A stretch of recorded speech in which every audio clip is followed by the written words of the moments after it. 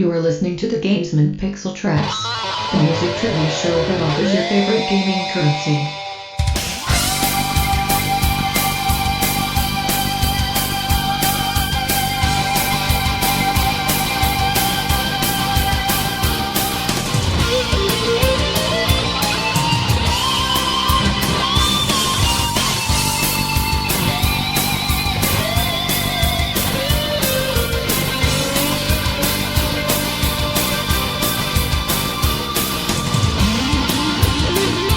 Welcome one and all to the Gamesmen PiXelTraX, the show where you put your video game soundtrack knowledge to the test against your peers in order to win fantastic digital currency. I am your host, Steve Conger, also known as JSS Lifelike on basically every gaming service imaginable. So let me explain just how PiXelTraX works.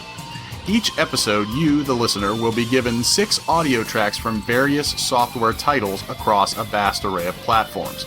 Every aural example will be accompanied by a verbal clue as well, and each correct answer is worth 1 point, thus making a pure perfect score for each show, a total of 6. But that's not all. Collectively, all of the tracks together will share a corresponding theme of sorts. Guessing the correct answer for what ties the music together is worth an additional 2 points. How do you submit your entry sheet, you ask? Send your numbered responses to the PiXelTraX Show at gmail.com, and they will be tabulated as they arrive. And that's spelled ThePixelTraxShow at gmail.com. Remember, if 2 or more entrants result in tie, it will be broken in order of arrival, so get your answers in early. Leaderboards will be kept at thegamesmen.com and will be accessible by clicking the tab above the main logo of the site. There will be a new PiXelTraX every other week, so you have less than 14 days to get your submission in, as the answers to this episode will be revealed the following time. The listener in first place at the end of every 3 months or 6 episodes will win a $20 card of their choosing, and the rankings will be reset. Sounds easy enough, right? Don't get complacent though, there could be a bonus question where you'd least expect it. I've also decided to consolidate the Gamesmen minigame audio articles into a short editorial to finish out each PiXelTraX installment. So let's get started. First, we'll reveal the answers to last show's queries. How many did you answer correctly? Let's see. Selection number 1. This sequel still employed a fair amount of gameplay from a 3/4 view, top-down perspective, but the majority transformed into side-scrolling action stages. Despite being rather disappointingly received critically, it has been documented as having gone on to sell over 4 million original units. Any guesses?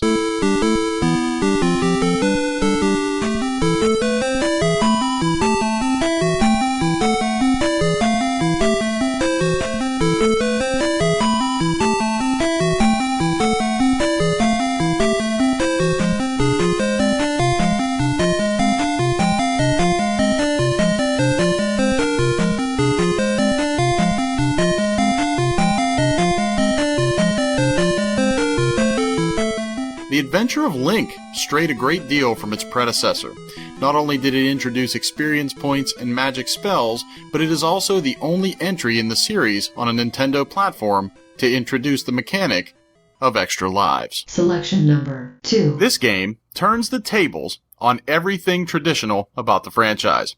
Instead of assuming the role of the typical protagonist, players were thrust into the shoes of what would normally be the object of the hero's quest. Most folks deny the title's existence, but what game is it?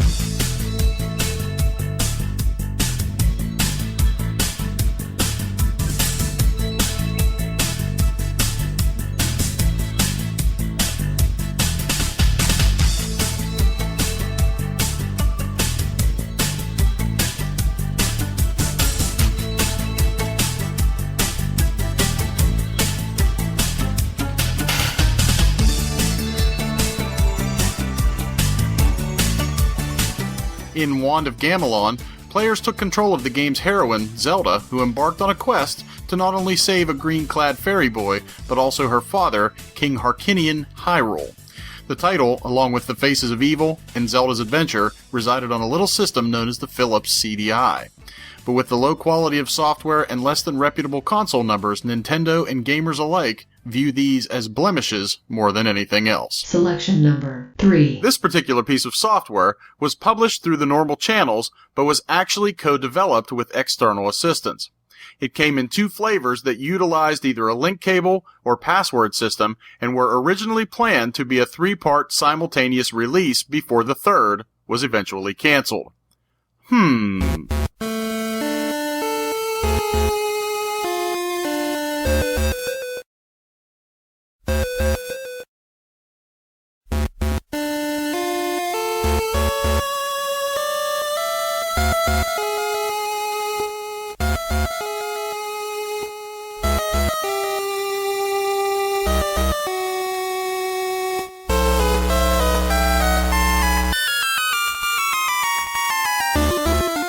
Oracle of Ages and Oracle of Seasons were 2 titles that were developed in part by both Nintendo and Capcom. Playing the games, one would defeat Baron and Onyx, but linking the games back and forth gave access to the ultimate villain, a shoddily resurrected Ganon.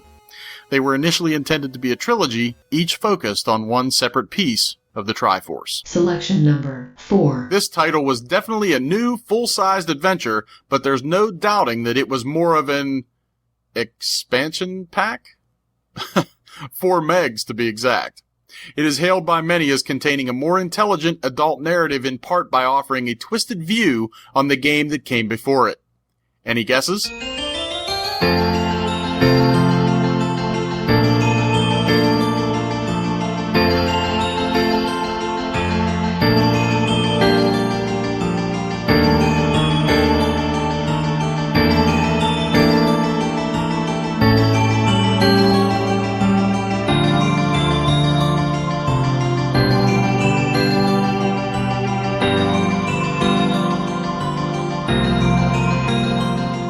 Majora's Mask hit expansion pack-powered Nintendo 64 consoles in 2000, 2 years after Ocarina of Time, and ran on a modified version of the same engine. The vibrant colors and improved texture depth were almost immediately visible and really brought the bizarro world of Termina to life. Okay, now I want to play this again. Where's my 3DS port? Selection number 5. This game offers up a gameplay mechanic that can shrink normal humans down to a size in which they may interact with a thumb-sized race of people. It was additionally packaged with a specially themed version of the hardware that it resided on, plus a long-sleeve shirt and cap.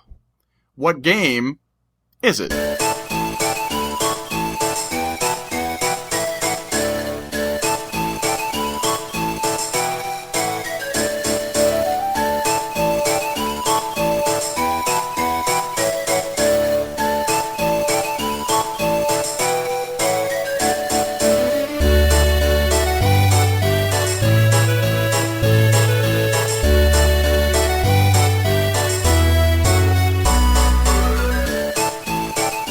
The Minish cap saw Link rescuing a sentient piece of headgear named Eslo, who retains the ability to diminish the size of his wearer. This allowed for dealing with a race of people called the Picori, also known as the Minish. The game was also bundled with a Triforce embossed Game Boy Advance SP, shirt, and hat in a limited quantity of 300 worldwide. Selection number 6. This particular piece of software is essentially a virtual retelling of one of the entries that came before it. It contained the Achilles heel of a buffer overflow and was only recently repackaged into a bestseller line on its platform. Can you guess the answer?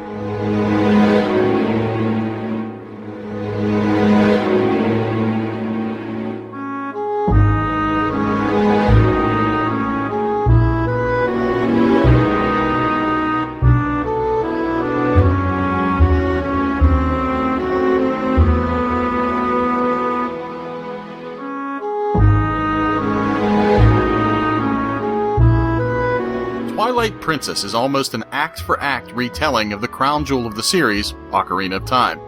It was meant to reinvigorate the franchise, but due to a programming glitch, hackers were able to access adjacent memory space, causing Nintendo more piracy headaches than anyone could have ever envisioned. Those are last show's answers, but what do they all have in common? Well, if you haven't figured it out by now, each selection is from the Legend of Zelda series. One of, if not the most storied and recycled for that matter, franchises in gaming has spanned 17 releases on multiple platforms, with a new entry yet to come this fall. Some are brand new, others are re-releases or reimaginings, but numbers can't lie. Besides the famous Plumber Brothers, Link & Company are definitely the penultimate moneymakers for Nintendo. So that's 4 shows down, and we're nearing the home stretch. The race is about to get interesting, so let's get to this episode's entries. Selection number 1. This title is widely remembered as being one of the greatest side-scrolling adventures of all time. It is made up of 5 different areas which can be accessed in any order and was later ported into a handheld release. Missing this one is pure lunacy.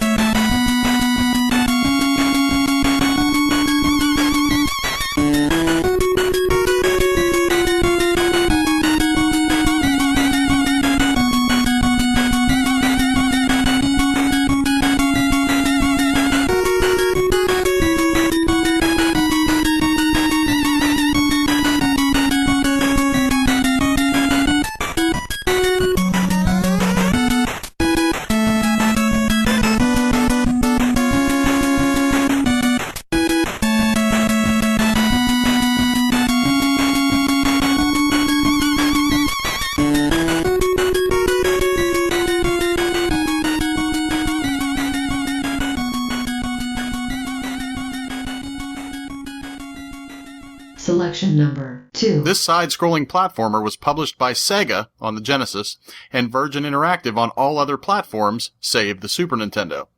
For licensing reasons, it was developed and published by Capcom. The game is heralded in many circles to be the Genesis Game of the Year soon after its release. What game is it?